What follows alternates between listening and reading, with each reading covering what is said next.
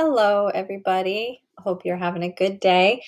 We are back for another video today, and we are sticking pretty closely to the syllabus, which is always exciting. We are going to be practicing this week working on descriptive writing and something called stance. And we'll get back to that in a minute. But before we get to that, I want to talk a little bit about descriptive writing, which you are going to practice in the discussion board today. So we know that when we practice descriptive writing, we include a lot of details into our writing. We include a lot of adjectives, a lot of information that we might not include if we were just having a normal conversation with someone. But when we write descriptively, we really want to try to give as many details as possible. We really want our reader to be able to form a picture in our mind of what it is that we are trying to get across to them. So we're going to do a little practice here. I just have my Microsoft Word document open, and we're just going to do a little bit of practice, including details, descriptions, to practice some descriptive writing. If we were in a classroom, we would do this on the chalkboard and we would all kind of work together, but obviously we're not going to do that today. So we'll just do it on Microsoft Word. So if I started with a really simple sentence, the man walked his dog, not God, dog, really simple sentence, right? And if you are picturing that, all of us are picturing something completely different because we haven't included any details, right? So in order for us to all have the same picture in our mind, we need to include details, okay? So you can add details in almost any part of this entire sentence, okay? So we're starting with a really simple sentence, right? It's 5 words long. So let's start adding some details, some adjectives. So we'll change it to the tall man, okay? Walked his small dog. All right, we're getting a little bit better now, right? But we still don't have a very clear picture. So let's say small white and black spotted dog. Okay, now we're getting a little bit more specific. You'll notice that these are details, they're adjectives, they're things that are describing. Okay, the tall, we could say that he was handsome. We could say that he was, we could make man even more specific. We could say tall businessman. Let's say maybe he's on his lunch break. So he's in a gray suit. Okay. The tall, handsome businessman in a gray suit walked his small white and black spotted dog. Okay. So now we've got some more details about the man and we've got some more details about the dog, right? But there are even more places that we can add details, right? How did he walk his dog? Maybe he walked his dog very quickly because he's on his lunch break. Walked his dog very quickly through the green park. Okay, oops, one period. So I could have said just through the park, but when I tell you that he's walking through a green park, now you have a sense of the idea of what time of year it is, right? If you're walking in fall, it's going to be more orange and yellow. If you're walking in the winter, there's not going to be anything green around. Maybe it's even going to be white. Okay. But so now we get a picture of a green park and we also have an idea of when this is happening. We know that it's sometime in the spring or summer, right? So let's go back and see where we can add even more details. Walking, right? You can walk in a number of different ways. If he's in a suit, then I'm going to assume he's on his lunch break from work. And so he's got to walk pretty quickly, right? So he, in his gray suit, very quickly walked his small white spotted dog. Oh, wait, we already did quickly. Very walked dog very quickly through the green park. All right. Sorry, we already did that part. All right. See, this is why it's better to do in class. So we can also add some other details that don't necessarily have to go with the man or the way he walked or the dog or anything like that. But we can sort of tack them onto the end. You could put them on the beginning. So I kind of made up this whole scenario in my mind, right, about how this man is on his break from work. That's why he's walking quickly. That's why he's in his suit. So I'm just going to add on to the end of this sentence. Through the green park while he was on his lunch break. Okay. Um, so where we started with a 5-word sentence, now we've added tons of details, tons of description. So now we all have kind of a similar picture in our mind, right?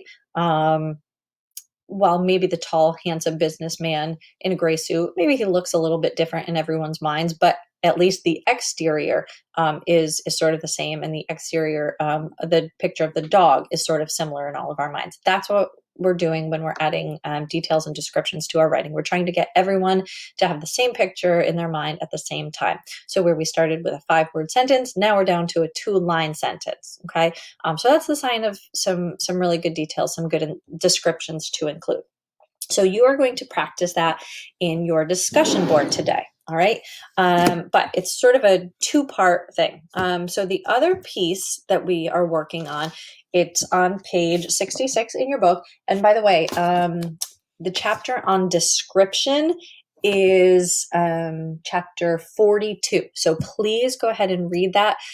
You are going to have to mention it in your discussion board post. So please make sure you just quickly look through chapter 42.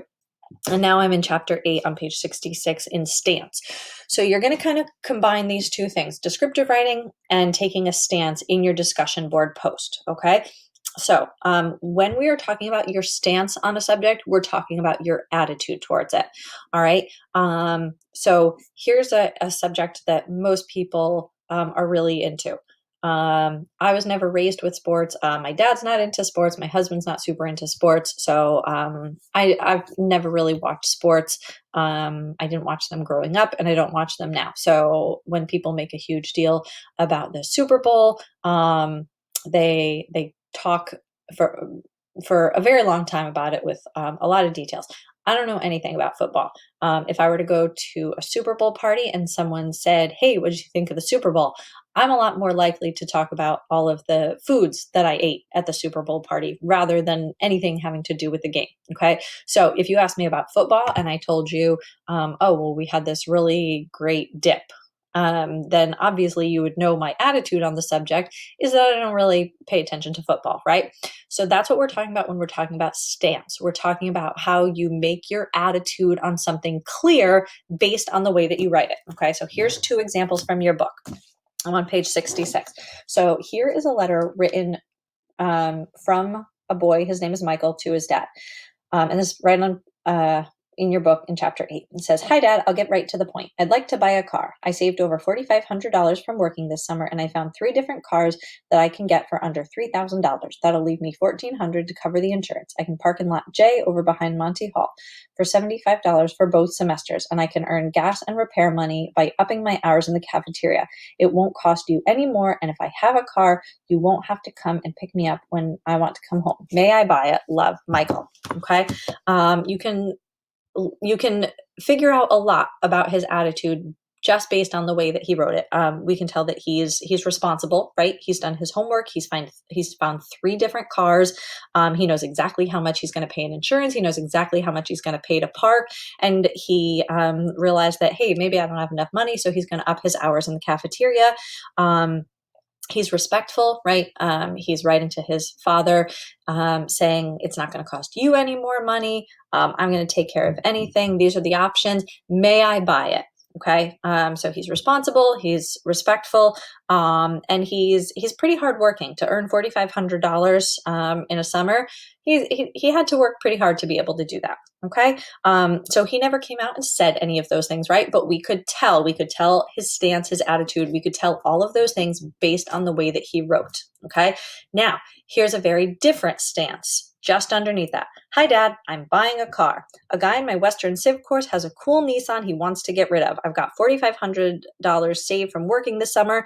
It's mine, and I'm going to use it to get some wheels. Mom said you'd freak if I did, but I want this car. Okay, Michael.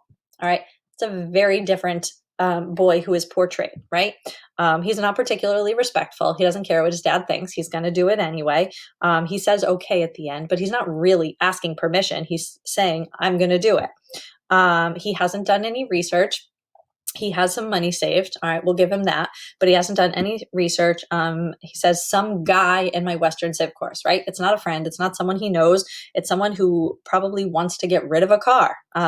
So we can assume that maybe it's not in the best shape if someone else wants to get rid of it. Okay. So again, he didn't say any of those things, but we can determine all of those based just on the way that he writes. Okay. So that's what you are going to practice. All right. You are going to choose a topic. Presumably it's, you're most likely to choose a topic. Anytime you write, you're likely to choose a topic that's something you like, right? So let's say you're really into baseball, okay? So you're going to write 2 different paragraphs, okay? And you're going to have 2 different stances. One is going to be a very positive stance. The other is going to be a very negative stance, okay? But you have to make that clear in the way that you're writing. You're not going to come out and write, I love baseball. You might talk about the green grass or the hot dogs cooking or the songs that you sing in between innings, right? Those are all things that you like about it, okay? So you're not going to come out and say, I love it. You're going to describe all of those really great things about it. Okay. So that's one paragraph. Then you're going to continue practicing your descriptive writing and you're going to write another paragraph that is the complete opposite stance. So in the other paragraph, you're going to write about how it's always so hot and there's never anywhere to sit in the shade, and the smell of the hot dogs makes you nauseous. And when the people stand up and they do the wave, how it's so obnoxious. Okay, so you're going to use a lot of descriptive writing, a lot of details. So again, you're going to choose a topic that you know something about, that you can write a little bit about, and you're going to write one paragraph where you write very descriptively and make it clear how much you love this thing and all of the things that you love about it. And then you're going to write a second paragraph about writing, again, very descriptively, all of the things that are bad about it. Okay. So if you have any questions about this, please email me. Remember, discussion board posts are 2 parts. So you will have until tonight to make your original post, 2 paragraphs. Okay. And you don't have to label them. Okay. We will be able to, if you have done what you're supposed to do, we will very easily be able to figure out which is the good paragraph and which is the bad paragraph, where the one where you like something versus the one where you don't like something. So don't label them. Okay. So by tonight, make your first discussion board post. And then by tomorrow night, respond to at least 2 classmates. Remember, when you respond to your classmates, you have to do 3 things. First of all, you have to respond to 2 classmates and to their original post, not to their comments on yours. So number 1, comment on something that they wrote. Number 2, make a personal connection to something that they wrote. Whatever stance they took, you're probably going to agree with one of them. So this is going to be a really good opportunity to practice making a personal connection. And then 3, ask a follow-up question. Okay. So some of you will notice on previous discussion board posts that you either got a 100, a 75, a 50, or a 25, or of course a 0, because there are 4 things that you need to do. You need to respond to me. I'm going to ask you a question. So you need to respond to me, and you need to respond to 2 of your classmates. So respond to me, respond to 2 of your classmates, and then of course your original post. So there are 4 things that you need to do. If you only do your original post, you've only done one of the 4 things, so you get a 25. If you respond to, if you do your original post and respond to me, well, then you've done 2 of the 4 things, so you get a 50. You get the idea. So I wanted to explain the grades if you get a grade that's not 100 and you want to know why. So all of these dates and more information will be in the announcement. So go ahead and email me if you have any questions, and I will see you guys soon. Have a good day.